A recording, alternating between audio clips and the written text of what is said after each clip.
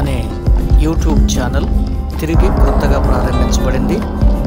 మీరు దయచేసి సబ్స్క్రైబ్ చేయండి, లైక్ చేయండి, షేర్ చేయండి. Thank you. God bless you.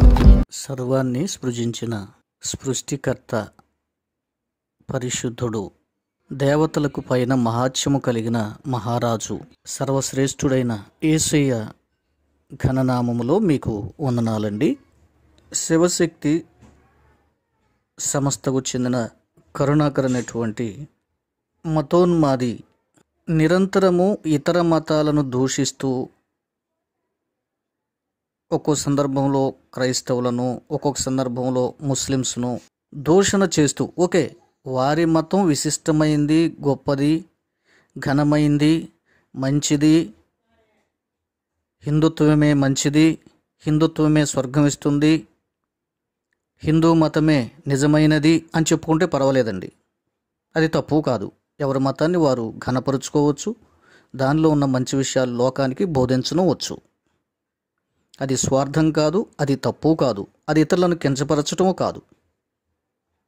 కానీ ఈ కరుణాకర్ అనేటువంటి మతోన్మాది యేసుక్రీస్తు త్రాగబోతూ, నేను త్రాగబోతుండ్రా నాయన అని ఆయనే బైబిల్లో చెప్తున్నాడండి.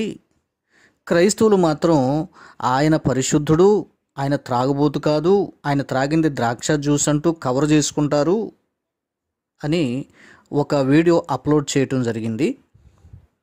దానికి కౌంటర్గా నేను యేసు త్రాగుబోతా కాదు కదా అనేటువంటి ఒక వీడియోను అప్లోడ్ చేయటం జరిగింది.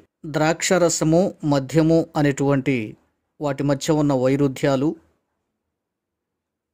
బైబిల్లో చెప్పబడ్డ మాటలు కొన్నింటిని చాలా చక్కగా వివరించారని చాలామంది కామెంట్స్ రూపంలోనే కాకుండా నాకు స్వయంగా ఫోన్స్ కూడా చేసి అభినందించారు. నేను మీ అందరికీ కృతజ్ఞుణ్ణి. యేసయ్య నాకు ఇచ్చిన చిన్న అనుభవంలో నుండి కొన్ని సంగతులు మీతో పంచుకున్నాను. 2-3 విమర్శకులు అలా కుదరదండి, మీరిచ్చింది స్పష్టంగా లేదు, ఖచ్చితంగా వైన్ అంటే మద్యమే, యేసు వైన్ త్రాగాడు, మీరు కవర్ చేసుకుంటున్నారు, మాకు కరెక్ట్గా జవాబు చెప్పండి అంటూ కామెంట్ చేస్తున్నారండి. సరే, కామెంట్లో నేను వివరంగా వ్రాయటానికి కుదరదు, ఎందుకంటే టైప్ చేయాలి కదా. కనుక సరే, నాకు కూడా ఏమనిపించిందంటే నేను కూడా ఒక విధంగా సంతృప్తికరంగా నేను చెప్పలేదేమో అనిపించింది. అందువల్ల నేను మరలా దీన్ని రీసెర్చ్ చేసి మరి నిఘంటువులు కూడా వెతికి బైబిల్ని మరొకసారి అన్నీ కూడా సరిచూసుకొని దీనికి దీటుగా సరిగ్గా జవాబు మరొకసారి చెప్పాలి అన్న ఉద్దేశంతో ఈ ఆడియోను మీ దగ్గరకు తీసుకొస్తున్నాను. కామెంట్ చేసేటప్పుడు మనం భారతీయులం, కలిసి మెలిసి జీవిస్తున్నటువంటి ఒక అన్నదమ్ముల లాంటి వారం అన్న సంగతి మర్చిపోకండి. ఒకరిని ఒకరు రెచ్చగొట్టే రీతిగా కామెంట్స్ పెట్టుకోవద్దు. మీరు పెట్టే కామెంట్స్లో బూతులు తెచ్చొద్దు, వ్యక్తిగతమైన దూషణలకు దిగొద్దు. దయచేసి ఈ విషయాన్ని హిందువులు మాత్రమే కాదు, క్రైస్తవులు కూడా ఈ విషయాన్ని పరిగణలోకి తీసుకోండి. క్రీస్తు విజయం అనే మన ఛానల్ క్రీస్తు మహిమ కొరకు నడిపించబడుతున్నటువంటి ఛానల్ అండి.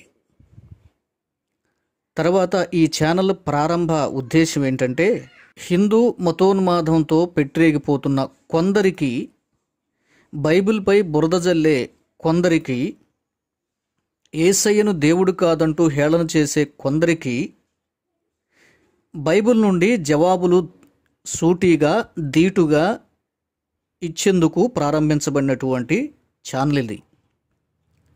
ప్రారంభించబడినటువంటి ఛానల్ మన క్రీస్తు విజయం ఛానల్. అంటే కొందరేమంటున్నారంటే, అయ్యా మరి మీరెంతో చక్కటి వర్తమానాలు ఇస్తూ ఉంటారు, మరి మనకెందుకండి ఈ వీడియోలు, వీళ్ళతో మనకు అవసరమా, ఈ శివశక్తి వాళ్ళతో అన్యులతో మీరు చక్కటి వర్తమానాలే పెట్టండి అని కూడా నన్ను రిక్వెస్ట్ చేసిన వారు ఉన్నారండి. దయచేసి గమనించండి. ఈ క్రీస్తు విజయం అనే మన ఛానల్లో వర్తమానాలు కూడా వస్తూ ఉంటాయి. అయితే ముఖ్యంగా మరి నేను దీన్ని ప్రారంభించడానికి యేసు ప్రభు నన్ను ప్రేరేపించింది. ఎవరైనా బైబిల్ని వక్రీకరించినప్పుడు, బైబిల్ని తప్పుగా మాట్లాడుతున్నప్పుడు వారికి ధీటుగా జవాబు చెప్పాలి అన్న ఉద్దేశంతో నన్ను ప్రభు ప్రేరేపిస్తే దీన్ని నేను ప్రారంభించాను. ఈ విషయాన్ని మీ మనసులో ఉంచుకోండి. కాబట్టి ఖచ్చితంగా బైబిల్ విరోధులకు, క్రీస్తు విరోధులకు, క్రైస్తవ్యాన్ని వ్యతిరేకించే వారి కొరకే ధీటైన జవాబులు ఇచ్చేందుకే ఈ ఛానల్ ప్రారంభించాడు యేసయ్య అని నాతో పాటు మీరు విశ్వసించండి. ఈ విషయంలో మరి నన్ను మీరు ఎంకరేజ్ చేయండి. మ్యాక్సిమం నేను ఎవరిని దూషించను, దాదాపుగా ఏ మతాన్ని కించపరచను. వారు ఏదైనా క్వశ్చన్ చేసినప్పుడే సందర్భాన్ని బట్టి వారిని కూడా కొన్ని ప్రశ్నించవలసినటువంటి అగత్యత ఏర్పడుతుంది.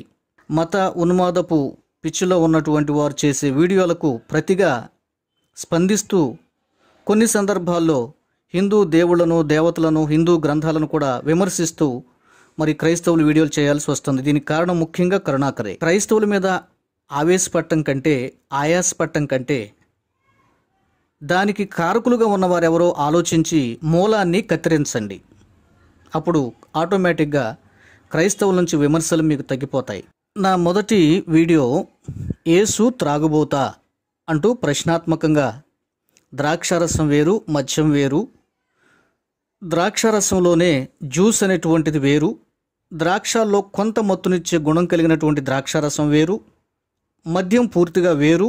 ఈ లోకంలోనికి ప్రజెంట్ కాలంలో, ఈ ప్రస్తుత కాలమానంలో ఇంకా రకరకాలైనటువంటి మత్తు పదార్థాలు లోకంలోకి వచ్చాయి అని నేను వివరించానండి. సరే, యేసుక్రీస్తు మద్యం సేవించలేదని, అంత అవసరం ఆయనకి లేదని, ఆయన పరిశుద్ధంగా జీవించాడని, అసలు వివాహమే లేని పరిశుద్ధుడని, అసలు వివాహం చేసుకుంటే దేవుడు ఎలాగవుతాడండి? భార్యలు పిల్లలు ఉన్నవాడు దేవుడు ఎలా అవుతాడు? యేసయ్య అయినా, ఇంకొకరైనా, ఏ మతంలోనైనా ఆలోచించండి. కనుక యేసు పరిశుద్ధుడు, యేసయ్య మాటలు పవిత్రమైనవి, యేసయ్య ప్రేమామయుడు, కరుణాసాగరుడు. ఎవరు నమ్మినా నమ్మకపోయినా ఇది సత్యం. దానికి నిదర్శనంగా ప్రపంచంలో అత్యధికులు క్రీస్తును వెంబడిస్తున్నారు. ఇంకెందుకంటే మీకు సాక్ష్యం ఏం కావాలి? ఆటోమేటిక్గా విమర్శకులు ఉంటారు, ఇష్టం లేని వారు ఉంటారు, బాధపడేవారు ఉంటారు, ఇది మా మతం కాదని దూషించే వాళ్ళు ఉంటారు. సహజమే. లోకం పుట్టినది మొదలుకొని ఇప్పటి వరకు అది కొనసాగుతూనే ఉంది. సో క్రైస్తవ సోదరులారా, ఎక్కువగా ఆయాసపడబాకండి, మీరు కూడా ఆవేశపడబాకండి. మనం ధీటుగా వాక్యానుసారంగా ప్రేమతో వారికి జవాబిద్దాం. ముఖ్యంగా మరి మన వీడియోస్ను కొందరు హైందవ సోదరులు ప్రతి వీడియోను కూడా విమర్శ చేస్తూ ఉన్నారండి. ఓకే, తప్పులేదు. ప్రితీష్ కుమార్ అండ్ జవహర్ దాస్ అండ్ చంద్రశేఖర్ గారు ముఖ్యంగా వీరు కొంత అవగాహన కలిగినటువంటి వారేనండి. సరే, ఒక విధంగా ఒక మూర్ఖత్వపు మూఢత భావంలో వీరు చిక్కుకుని ఉన్నారు. మీరు విమర్శించండి, తప్పు లేదు, తప్పు కాదు. కానీ నేను పట్టిన కుందేలుకు మూడే కాళ్ళు అన్న చందంగా మూర్ఖంగా వాదించబాకండి. ఇంకా మరి కొందరు ఉన్నారండి. సరే, అయితే ఇప్పుడు వీళ్ళు ఏమంటున్నారంటే, పాస్టర్ గారు అలా కాదండి, యేసు మద్యము త్రాగాడు, వైన్ అంటే మద్యమే, మీరు ద్రాక్షరసం త్రాగాడని ఎందుకు కవర్ చేస్తున్నారు అని వీళ్ళు ఒకటే వాదిస్తున్నారు. సరే, వీళ్ళు విమర్శించటం లేక వాదించటం వల్ల నేను మరొకసారి రీసెర్చ్ చేయటానికి, నేను కూడా మరికొన్ని విషయాలు నేర్చుకోవటానికి ప్రభు సహాయం చేశారు. ఆయనకే మహిమ కలుగునుగాక. రైట్ అండి. సరే, మీ మాట ప్రకారంగానే ఎవరైతే యేసుక్రీస్తు బైబిల్ గ్రంథంలో ద్రాక్షారసం కాదండి, కేవలం ఆయన మద్యమే త్రాగాడు అంటున్న వారికి నా ప్రశ్న, దీనికి మీరు జవాబు చెప్పాలి.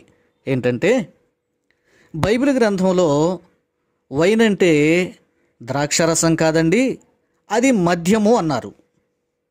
ఓకే, మరి మద్యము అయితే మరి బైబిల్లో ద్రాక్షారసము మద్యము అని 2 పదాలు రాసి ఉన్నాయి కదా. ద్రాక్షారసమే మీ ఉద్దేశంలో మద్యం అయి ఉంటే మరి మద్యం అంటే ఏంటి? దీనికి మీరు జవాబు చెప్పాలి. బైబిల్లో ఏముందండి? ఉదాహరణకి సంసోను తల్లిని దేవదూత వచ్చి ఏం చెప్తాడంటే, నీ గర్భాన వరపుత్రుడు పుడుతున్నాడమ్మా, ద్రాక్షారసం కానీ మద్యం కానీ రెండింటిని ఏది నువ్వు తీసుకోవద్దు అని చెప్పబడుతుంది బైబిల్లో. ఓకేనా? ఇలా కొన్ని సందర్భాలు చూస్తాం, ద్రాక్షారసం కానీ మద్యం కానీ. మరొక ఉదాహరణ, సమూయేలు మొదటి గ్రంథం 1వ అధ్యాయంలో 15వ వచనం. హన్నా, అది కాదు నా ఏలినవాడా, నేను మనోదుఖము గలదాననై ఉన్నాను. నేను ద్రాక్షారసమునైనను మద్యమునైనను పానము చేయలేదు గాని నా ఆత్మను యెహోవా సన్నిధిని కుమ్మరించుకొనుచున్నానని హన్నా దైవజనుడైనటువంటి ఏలీకి చెప్పుకుందండి. ఏంటమ్మా పొద్దున్నే వచ్చావు, మొత్తురాలు పోయి ఉన్నట్టున్నావు, ఏంటో నీళ్ళు నువ్వే కొనుక్కుంటున్నావు, ఏంటి మొత్తుగా ఉన్నావు అన్నాడు ఆయన. అప్పుడు ఆమె ఏముందండి, అయ్యా నా హృదయాన్ని కుమ్మరించుకుంటున్నానండి, దేవునికి నేను మొరపెట్టుకుంటున్నానండి, నా హృదయంలో బాధ ఉందండి అని ఏడుస్తూ, అయ్యా నేను మద్యమును కానీ ద్రాక్షారసమును కానీ ముట్టుకోలేదు అని చెప్పింది. ఇప్పుడు మీ లెక్క ప్రకారం ద్రాక్షారసము అని వ్రాసున్నది అది మద్యం అండి అంటున్నారు. అలాంటప్పుడు మద్యం అంటే మరి మీ దృష్టిలో అర్థం ఏంటి? దీనికి మీరు జవాబు చెప్పాలి. నా పాయింట్ ఏంటో అర్థమైంది కదా సోదరులారా, బైబిల్ వ్యతిరేకించే వారులారా, క్రీస్తును తప్పుపట్టాలి అని చూస్తున్నటువంటి ఈ వీడియో వినండి. ద్రాక్షారసము మద్యమైతే మీ లెక్క ప్రకారం మరి బైబిల్లో ఉన్న మద్యం అంటే అర్థం ఏంటి? ఓకే, దీనికి జవాబు చెప్పండి మీ కామెంట్ రూపంలో, లేదా చేత అయితే వీడియో చేసి పోస్ట్ చేయండి. యేసుప్రభు మద్యం తాగాడండి అనుకుందాం, మీ మాట ప్రకారంగా మీ భావం అదే కదా, ఎలాగలా ఆయన మద్యపానీగా చేయాలి, ఆయన మద్యం తాగాడని క్రైస్తవులు ఒప్పుకోవాలి అన్నదిగా మీ బాధ. కరుణాకర్, నీ బాధ, నీ తొత్తులుగా ఉన్నారే నేను సమర్థన చేస్తూ ఆహా ఓహో అంటూ నీ అకౌంట్లో డబ్బులు వేస్తూ నెల నెల డబ్బులు పంపిస్తా ఇచ్చేటువంటి సోదరులు, పిచ్చి సోదరులు ఉన్నారు కదా, వారికి తెలియదు, వారికి కేవలం ఏంటంటే ఇతర మతాలను దూషిస్తే చాలు, హిందూ మతం గొప్పదని చెప్పేవాడు వాళ్ళకి కావాలి, సత్యంతో వాళ్ళకి పని లేదు. సో నేను మిమ్మల్ని ఏమంటున్నానంటే, కరుణాకర్ మరి మద్యం త్రాగాడు అనుకుందాం, సరే మాకు ఇష్టమేనండి, మీకు వచ్చిన బాధ ఏంటో కొంచెం చెప్పండి. మీరన్నందుకు అంటున్నాను నేను. సరే, మరి హిందూ సంబంధమైన దేవుళ్ళలో మద్యము తాగలేదా అంటే, పాపం ఎవరికి అసలు మద్యం అంటే ఇష్టం ఉండదా? హిందూ సాంప్రదాయంలో దేవతలకు కానీ దేవుళ్ళకు కానీ మరి హిందూ గ్రంథాల్లో పుణ్యపురుషులుగా ఉన్నవారు కానీ, యజ్ఞ పురుషులుగా ఉన్నవారు కానీ, గొప్పవారని మీరు చెప్పుకునేవారు కానీ, దేవుళ్ళు అనబడ్డవారు కానీ పాపం మద్యం కానీ మాంసం కానీ ఏం ముట్టరా? యేసు ప్రభు మాత్రం అబ్బో మద్యం తాగేవాడండి, మాంసం తినేవాడండి, బాగా ఇష్టమండి, తిండిపోతండి, త్రాగబోతండి అంటూ వ్యంగ్యస్త్రాలు సంధించావే. మరి మీ గ్రంథాల్లో నువ్వు సేవించే నీ దేవుళ్ళు త్రాగబోతులుగా లేరా?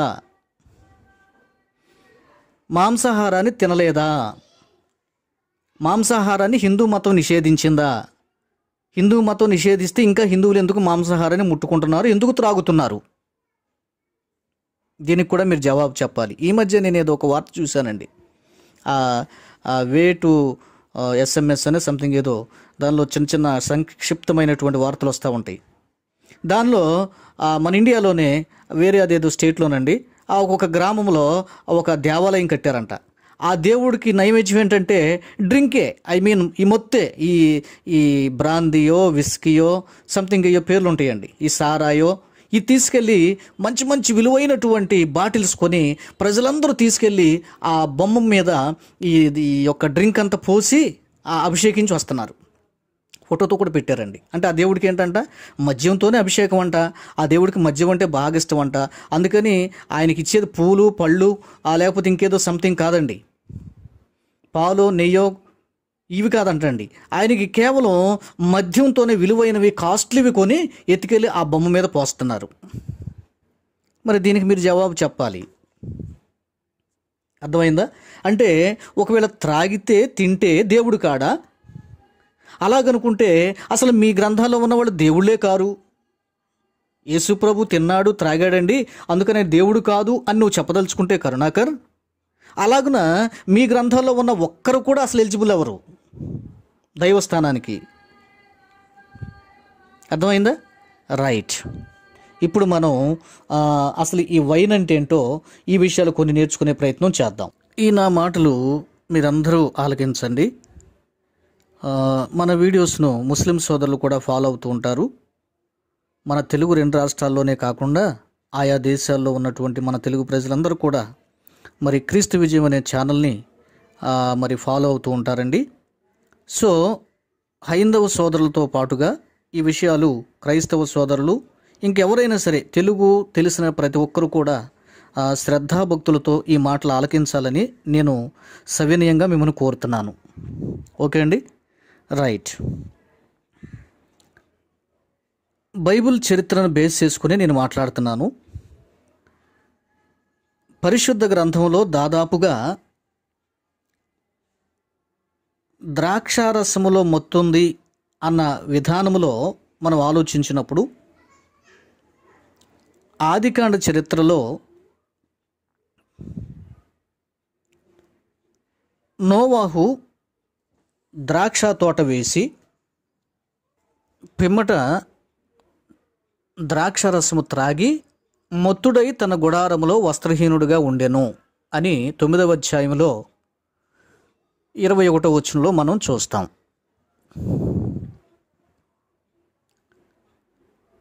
ఇది కొన్ని వేల సంవత్సరాలకు పూర్వం జరిగిన సంఘటన. ఇప్పుడు ఆ ద్రాక్షారసాన్ని తెచ్చి ఈనాటి వైన్తో పోల్చడానికి వీల్లేదు. గుర్తుంచుకోండి, ఆనాటి ద్రాక్షారసము త్రాగినటువంటి నోవాహు మొత్తుడై పడున్నాడండి అన్నటువంటి సందర్భంలో ఉన్న ద్రాక్షారసాన్ని తెచ్చి ఈనాటి మద్యంతో పోల్చడానికి వీల్లేదు. కొన్ని వేల సంవత్సరాలకు పూర్వం ఈ టెక్నాలజీ, ఈ తెలివితేటలు, ఆలోచన సరళి, ఈ విధమైనటువంటి ఈ సైంటిస్టుల మేధో శక్తి ఆనాటికి లేదు. అందువల్ల ఆ రోజు ద్రాక్ష తోట వేసి ద్రాక్ష రసము త్రాగి మొత్తుడయ్యాడంటే దీన్ని ఇలా పొలయబెట్టు, దీన్ని ఇలా చెయ్యి, ఇలా మొత్తు వస్తుంది అని ఆయనకి ఎవరు నేర్పారు?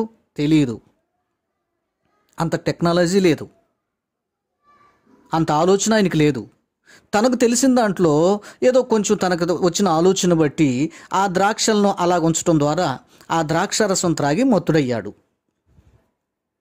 అంటే ఆటోమేటిక్గా కొంత మత్తుంది, కానీ ఈనాటి మద్యంతో దాన్ని పోల్చడానికి, ఈనాటి మద్యానికి దానికి అసలు ఎలాంటి సంబంధం లేదు. ఇది ఫస్ట్ ఆఫ్ ఆల్ గుర్తుంచుకోండి. యేసుక్రీస్తు కాలంలోకి వచ్చేద్దాం. సరే, మిగిలినవన్నీ వదిలేద్దాం. యేసుక్రీస్తు కాలం వచ్చేటప్పటికి ద్రాక్షారసముతో పాటుగా మద్యము అనేటువంటిది కూడా ఉత్పత్తి చేయటానికి మనిషి జ్ఞానవంతుడై ఉండి మద్యము అనేటువంటి దానిని తయారు చేయగలిగాడు. ఓకే, అంటే ఇంకా ముందే తయారు చేయబడిందండి. ఊరికే టూకీగా మీకు అర్థం కావటం చెప్తున్నా. నోవాహు కాలంలో మద్యం చేయటం తెలియదు.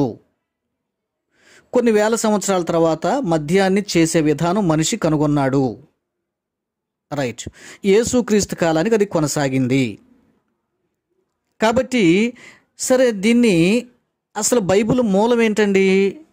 మనం బైబిల్ మూలానికి కనుక వెళితే హిబ్రూలోనో, లాటిన్ భాష, గ్రీక్ భాష, అరమిక్లోనో. ఓకే అండి. మరి యేసు ప్రభు వారు అరమైక్ భాషలో ఆయన మాట్లాడేవారు. ఎందుకంటే ఆ కాలానికి ప్రజల వాడుక భాష అది. వాస్తవానికి హెబ్రీడ్ అయినప్పటికి కూడా అధికారిక భాషగా లాటిన్ భాష ఉండేది. గ్రీకు భాష ప్రపంచం అంతా తెలిసిన భాష. సో ఇన్ని విషయాల మధ్య ఆ దినాల్లో మొట్టమొదటగా హిబ్రూలో నుంచి కానీ, గ్రీకులో నుంచి కానీ, లాటిన్ భాషలో నుంచి కానీ, అరమైక్లో నుంచి కానీ ఇంగ్లీష్ బైబిల్ అనేటువంటిది తర్జుమా చేయబడింది అన్న సంగతి మీరు మొదటగా గుర్తుంచుకోవాలి. కొన్ని వందల సంవత్సరాల తర్వాత అలాగే తెలుగు బైబిల్ అనేటువంటిది వచ్చింది. జాగ్రత్తగానండి. సరే, టోటల్గా ఇంగ్లీష్ బైబిల్లో నుంచి తెలుగు బైబిల్ వచ్చింది. ఓకే, ఇప్పుడు ఇంగ్లీష్ వాళ్ళ కల్చర్ కానీ, వాళ్ళ విధానాలు కానీ, వారి ఆచార వ్యవహారాలు కానీ భారతీయ సాంప్రదాయాలకు భిన్నంగా ఉంటుంది అన్నది వాస్తవమే. ఓకే అండి, రైట్. అందుకనే కొందరు ఇక్కడ ఏం కామెంట్ చేశారంటే, ఏవండి వారి వ్యవహారిక శైలిలో, వారి జీవన విధానములో మద్యం తాగటం వాళ్ళకి అలవాటు, అదేం తప్పు కాదు, అందుకని వాళ్ళు వైన్ అనే ఇంగ్లీష్లో ట్రాన్స్లేట్ చేసుకున్నారు. అయితే మన భారతదేశంలోకి వచ్చేటప్పటికి ఆ వైన్ కాదు ద్రాక్షరసం అని ట్రాన్స్లేట్ చేశారు, ఎందుకంటే అది మనకి తప్పుగా ఉంటుంది కాబట్టి అని కొందరు వితండవాదం చేస్తున్నారు. ఇది వితండవాదమే. అందుకే ముందే చెప్పాను కదా, ద్రాక్షారసము అని మాత్రమే ఉంటే ఇది ఖచ్చితంగా వైన్ అంటే మీరు ద్రాక్షారసం అని ట్రాన్స్లేట్ చేశారండి, ఇది ఖచ్చితంగా మద్యం అని మీరు చెప్పాలి. కానీ ద్రాక్షారసమునైనను మద్యమునైనను నేను తీసుకోలేదయ్యా అని ఇక్కడ ఒక తల్లి చెప్పిందని నేను మొదటే మీకు చెప్పాను. అంటే అర్థం ఏంటండి, ద్రాక్షారసము తీసుకున్న కొంత మత్తు ఉంటుంది, మద్యం తీసుకుంటే పరిపూర్ణమైనటువంటి మత్తు కొరకు ఉద్దేశించి చేయబడింది అన్న సంగతి ఇక్కడ మీరు గుర్తించట్లేదు. అసలే మత్తు కూడా పూర్తిగా లేకుండా కూడా ద్రాక్షారసం మనం సేవించవచ్చు. అంటే ఇప్పుడు మనం ఏదో షాప్కి వెళ్తాం, ద్రాక్షారసం అడుగుతాం, దానిలో అసలు ఎలాంటి మత్తు ఉండదు, కాకపోతే ఎంతో కొంత ఉంటుందండి, కానీ అది మనకు తెలియదు. అంటే మనం దానికి గురికాం, అది మన మీద ఏలుబడి చేయలేదు. కొన్ని ఔషధాల్లో కూడా రోగాన్ని బట్టి కొంచెం ఈ దురదకో జలుబుకో చిన్న చిన్న బలహీనతలు వస్తే మత్తు కలిగినటువంటి చిన్న చిన్న బిళ్ళలు మనం మింగాల్సి వస్తుంది. తప్పు కాదు, అది శరీరానికి అవసరం. అట్లాగే మీరు ఇక్కడే గ్రహించాల్సింది ఏంటంటే, వారి సాంప్రదాయం ప్రకారం వైన్ అని రాశారండి. మళ్ళీ జాగ్రత్తగా వినండి, WINE వైన్ అని రాసి ఉంది ఇంగ్లీష్ బైబిల్లో. ఓకే, సరే, దీనికి తెలుగు ట్రాన్స్లేషన్ ఏం చూపిస్తుందండి, ద్రాక్ష సారాయి అని ఉందండి. ఎందుకు ఇలా వ్రాయబడిందంటే, అసలు వైన్ అనే మీనింగ్ ఏంటంటే, మనం నిఘంటువుల్లోకి వెళ్ళినా, డిక్షనరీలోకి వెళ్ళి మనం ప్రత్యేకంగా అర్థాలు చూసినా, the juice of fermented grapes అంటే ఇది జ్యూసు అంటే గ్రేప్స్ నుంచి తయారు చేయబడిన జ్యూస్, త్రాగేటువంటి పానీయము అని డిక్షనరీలో ఉంది. మరి దీనికి మీరేం చెప్తారు? తెలుగులో ద్రాక్ష సారాయి అని చెప్పిన మాటకి వాడు చక్కగా కామెంట్లో మీకు చూపిస్తాను, స్క్రీన్ మీద చూడొచ్చు మీరు. ఓకే, చూడండి, the juice of fermented grapes అంటే ద్రాక్షల నుంచి తయారు చేయబడిన ఒక పానీయము అని మీనింగ్ ఉంది అక్కడ. అందుకనే వైన్ అనగానే ఆ ఇంగ్లీష్ వాళ్ళ భాషలో మద్యమేనండి అంటున్నారు. మీరు జాగ్రత్తగా వినండి, మద్యం వేరండి. ఇంగ్లీష్ వాళ్ళ లాంగ్వేజ్లో మద్యాన్ని పర్టికులర్గా చెప్పాల్సి వస్తే ఏం చెప్పాలో తెలుసా? ఏమండి, వెనిగర్ అంటారు. వెనిగర్ అంటే ఆల్కహాల్ అంటున్నామే, ఆల్కహాల్ అని, జిన్ అని, ఇంకా మరికొన్ని ఈ మత్తును కలిగించే పదార్థాలు తయారు చేయటంలో ఉపయోగించబడేది వెనిగర్. సో ఇంగ్లీష్ వాళ్ళు దీన్ని మీరు నిఘంటువు చూస్తే ఏం రాసి ఉంటుందంటే వైనస్ అంటారు. వైన్ కాదండి, వైనస్. వైనస్ అంటే ఇది ద్రాక్ష సారాయి. ఓకే, దీన్ని వెనిగర్ అని కూడా పిలుస్తారు. వెనిగర్ అంటే అర్థం ఏంటంటే ద్రాక్ష పండ్లను మొదలగు వాటితో పులయబెట్టి తీసిన ద్రవము అని డిక్షనరీలో ఉంది, చూసుకోండి. ఇది మద్యం. దీన్ని స్ట్రాంగ్ డ్రింక్ అని వాళ్ళు రాశారు. అంటే వెనిగర్ అనో లేకపోతే వైనస్ అనో పదాన్ని ప్రయోగించకుండా బైబిల్లో స్ట్రాంగ్ డ్రింక్ అని పెట్టేశాడు. స్ట్రాంగ్ అంటే మీకు అర్థమవుతుంది కదా, చాలా బలంగా మనిషిని మత్తులోకి దించేసేది, శక్తివంతంగా పడేసేది మత్తులు బాగా లోతుగా డీప్గా బలంగా మనిషిని ఆ మత్తులోకి తెచ్చేది స్ట్రాంగ్ డ్రింక్. దీన్ని వెనిగర్ లేక వైనస్ అంటారు. వీటిని స్ట్రాంగ్ డ్రింక్ అని ఇంగ్లీష్ వాళ్ళు తర్జుమా చేసుకున్నారు. మీరు నిఘంటువులోకి వెళ్ళి చూసుకోవచ్చు. అర్థమైందండి? ద్రాక్ష జ్యూసును వారు వైన్ అని పిలిచారు. మన తెలుగులో ట్రాన్స్లేట్ దానికి ద్రాక్ష సారాయి అనే మాట తెలుగులో తర్జుమా చేయబడింది, కానీ దాని ఇంగ్లీష్ వెర్షన్ స్పష్టంగా మీరు చదివితే అది ఒక పానీయము, ద్రాక్షల నుంచి చేసిన ఒక పానీయం అనే వ్రాసి ఉంది. అది మన తెలుగులో తర్జుమా చేశారు ద్రాక్ష సారాయి. వైన్ అంటే ద్రాక్ష సారాయి అని ఉంది. మీకు ఇప్పుడైనా అర్థమైందండి? అంటే అది మనం తర్జుమా చేసుకోవటంలో ఉన్నటువంటి ఆ లోపభూయిష్టం అనే చెప్పాలి ఒక విధంగా. సరే, ఎందుకు మరి సారాయి అని ద్రాక్ష రసం అని పెట్టవచ్చు కదండి ఈ ఆ వైన్ అన్న కాడ అని మనం అనుకోవచ్చు, తప్పులేదు. కాకపోతే దానిలో కూడా కొంత మత్తు ఉంది కాబట్టి ఈ పదార్థంలో కూడా, అందుకని సారాయిని తగిలించాడు. దాని హెబ్రివేషన్ లేకపోతే దాని వివరణ మనం ఆ ఇంగ్లీష్లో చూడగలిగినట్లయితే అది ఒక పానీయము లేక జ్యూస్ అని మనకు చూపిస్తుంది. నిజానికి WINE కాకుండా VINE వైన్ అని కనుక ట్రాన్స్లేట్ చేసుంటే అసలు మనకి తలకాయ నొప్పి అంతా ఉండేది కాదు. వైన్ అనేటువంటిది Wతో స్టార్ట్ అవుతుంది, అలాగే Vతోనూ స్టార్ట్ అవుతుంది. గుర్తుంచుకోండి. మన ఇంగ్లీష్ బైబిల్లో W పెట్టకుండా V అనే అక్షరం కనుక ఇంగ్లీష్ వాళ్ళు తర్జుమా చేసుకుని ఉంటే ఏమండి, ఖచ్చితంగా మన వాళ్ళకి ఏం మాట్లాడకుండా అది ద్రాక్షారసం అని ఒప్పుకొని తీరేవాళ్ళు. కాకపోతే ఇది తప్పు ఇది ఒప్పు అన్నది ఇంగ్లీష్ వాళ్ళకి లేదు కదా. వైన్ తీసుకోవటం ఒక విధంగా వాళ్ళకి తప్పేం కాదంటే, ఒక విధంగా కాస్త మత్తు కలిగిన పదార్థాలు తీసుకోవడం తప్పు కాదు. ఇశ్రాయేలీల సాంప్రదాయమైన తెల్లవాళ్ళ సాంప్రదాయం ఏదైనా, అమెరికన్స్ కావచ్చు, బ్రిటిష్ వాళ్ళు కావచ్చు, ఇంగ్లాండ్ వాళ్ళు కావచ్చు, ఎవరైనా కావచ్చు, ఇశ్రాయేలీలు కావచ్చు, వాళ్ళ దృష్టిలో మత్తు కొంత కలిగినటువంటి పదార్థం తీసుకోవడం తప్పులేదు కాబట్టి Wతో స్టార్ట్ చేశారు, వైన్ అని తర్జుమా చేసుకున్నారు.